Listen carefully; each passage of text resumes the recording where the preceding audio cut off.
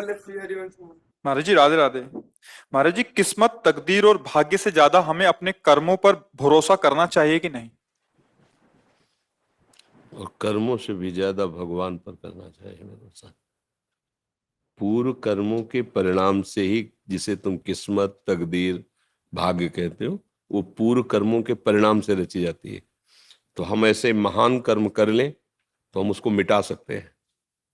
पूर्व, जैसे हमारा गोदाम खराब चीजों से भरा हो तो उसमें आग लगाई जा सकती है ना, पर हमारी पहुंच हो आग लगाने की तब है। तो हमारे अनंत जन्मों के कर्म जहां जमा है उसे कहते हैं संचित कर्म शास्त्रीय भाषा में। और जो हम अब कर्म कर रहे हैं इसे कहते हैं क्रियमाण, नवीन कर्म।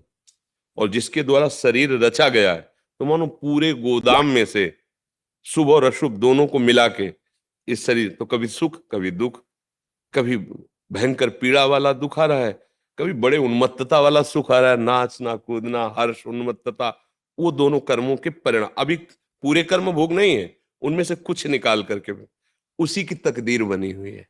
शुभ और अशुभ कर्मों से इस शरीर की जो जन्म से लेकर मृत्यु तक रचना में सुख दुख आए जाएगा, उस वो हमारे तकदीर और भाग्य कहते हैं। अब हमारा नवीन कर्म क्या है? हम उसको रोक सकते हैं, तकदीर को, भाग्य को बदल देंगे। ये मानवदेह है ना, ऐसा भजन करेंगे, ऐसा दूसरों को सुख देंगे, ऐसे पवित्र आचरण करेंगे तो हमारे भाग्य बदल जाएंगे। क्योंकि वो भाग्य कोई देवता नहीं है, वो हमारे पूर्व के गंदे या अच्छे कर्म है। अच्छे कर्म है तो सुख दे रहे हैं, तो अब हम इस सुख में ही फंसे रहेंगे क्या? हमें और सुख चाहिए, तो क्या करें? उस सुख को दूसरों में बांट दें और वो बड़ा होकर के मिलेगा। अब हम क्या करते हैं? अपने सुख के लिए दूसरों के सुख का नाश करते हैं। अब वो और बड़ा होकर के मिला तो महा दुख भोग रहे हैं, राह से न समझने के कारण। तो दुख और सुख देने वाले शुभ और अशुभ कर्म जो हमारे भाग्य में लिखे हैं, वो अगर हम मिटाना चाहें तो एक ही बात है, भगवान की शरण में होकर नाम जप करते हुए दूसरों को सुख पहुंचाए। बात समझ में आ रही? हाँ, अगर हम केवल कर्म पर भरोसा करें और भगवान पर नहीं, तो भी हम अधूरे रह जाएंगे। क्योंकि सांगोपांग कर्म करने की हमें योग्यता नहीं, बुद्धि नहीं। किसी भी कर्म को जब तक सांगोपांग नहीं किया जाता तब तक उसका फल प्रकट नहीं होता। हमसे त्रुटियां हो सकती हैं, तो हम क्या करें? बड़े का सहारा ले लिया। अब जो त्रुटि होगी वो संभाल लेगा। और हमारे कर्म जो हैं वो जब भगवत समर्पित हो जाएंगे, यत करोषि, जो भी कर्म कर रहे हो, अब वो हमारे प्रारब्ध को भोगने की सामर्थ्य देंगे और पूर्व संचित जिससे भाग्य बना है उसको नष्ट कर देंगे।